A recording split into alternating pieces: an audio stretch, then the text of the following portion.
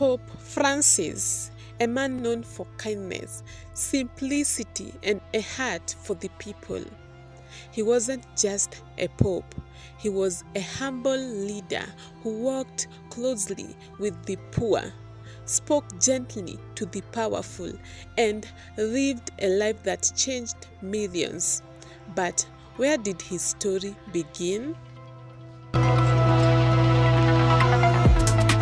Pope Francis was born as George Mario Bergoglio on December 17, 1936 in Buenos Aires, Argentina.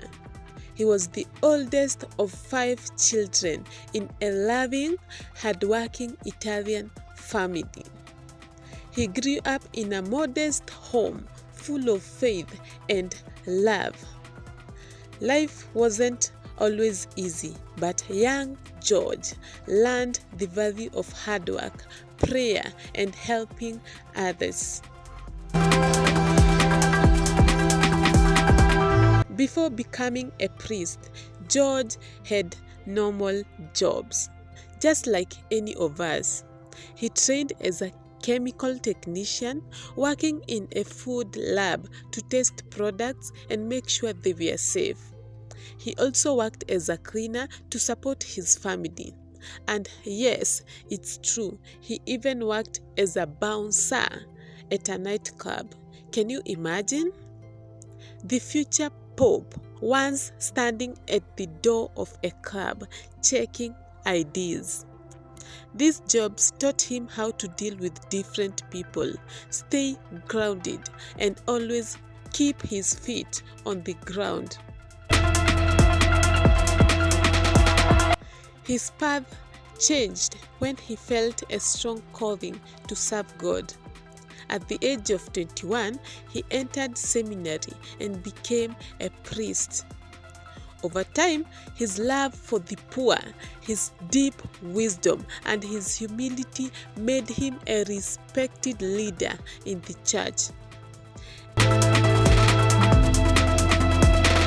In 2013, after the resignation of Pope Benedict XVI, something historic happened. On March 13, 2013, Pope Francis was elected as the 266th Pope of the Roman Catholic Church.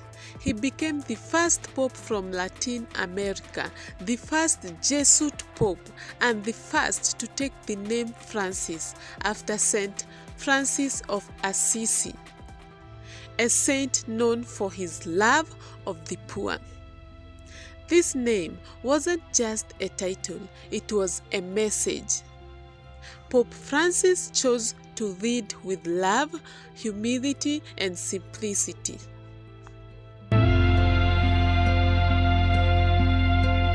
Pope Francis lived very differently from many world leaders.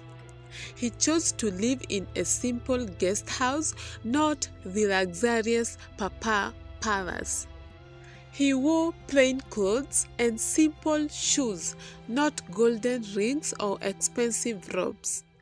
He drove small cars like a little Fiat 500, while others used limos.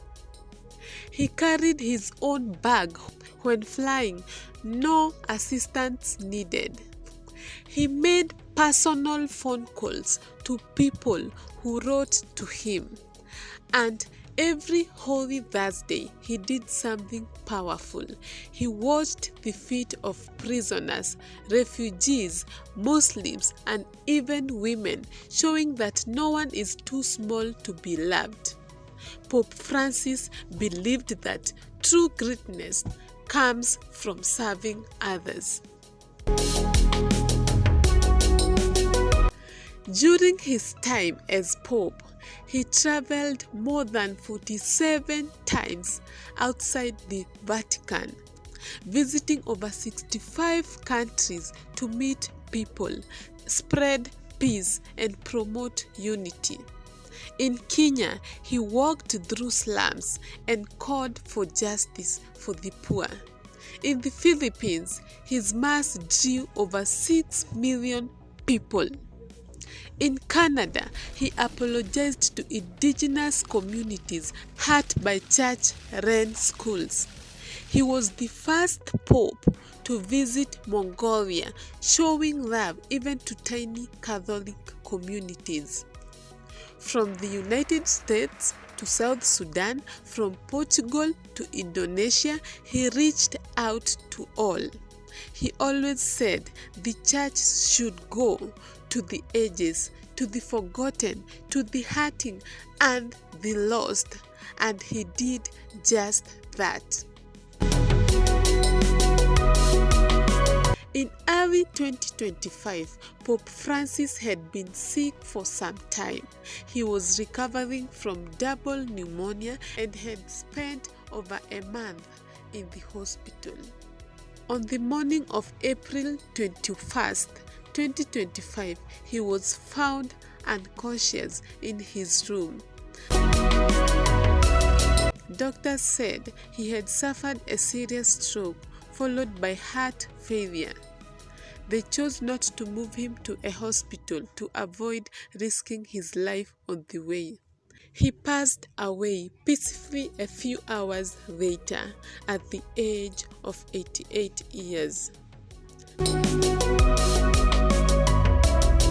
The world lost a leader, but Pope Francis left behind something powerful, a message that we should all live simply, love deeply, and care for those most in need. He reminded us that faith isn't about power, but about serving with humility, and that no one is too far from God's love, and that even a man who once worked as a nightclub bouncer could become a voice of peace for the whole world. Pope Francis, humble in life, great in love, and forever remembered.